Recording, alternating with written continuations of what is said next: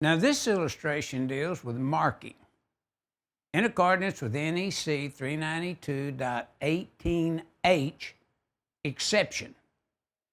Now notice if that cable tray is down low where people can get into that tray and it's of a high voltage nature, then notice label marking shall comply with 110.21.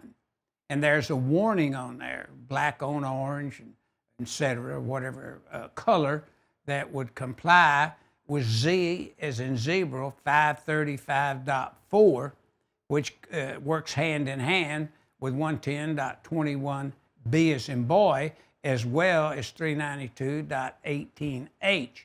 But now say the tray is up high where personnel cannot have any access except qualified people, then you can apply the exception with the marking of the tray in accordance with 392.18H.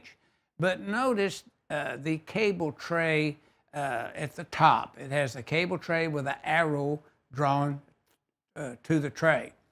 Identify with permanently affixed labels with the wording danger, high voltage, keep away. Now they're saying here, keep away from it. Don't keep out, keep away. See, that is a different identification marking. And naturally, it's visible after the installation where necessary for safe maintenance and operation procedures. Now, only where conditions of maintenance and supervision ensure that only qualified persons service the installation, now you can apply the exception to 392.18H.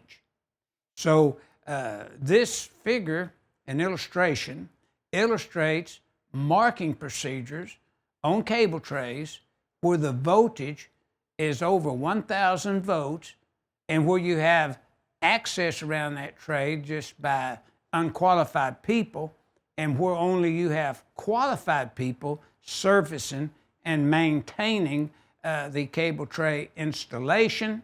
And this illustration just illustrates the marking in accordance with 392.18H or the application of the exception to 392.18H.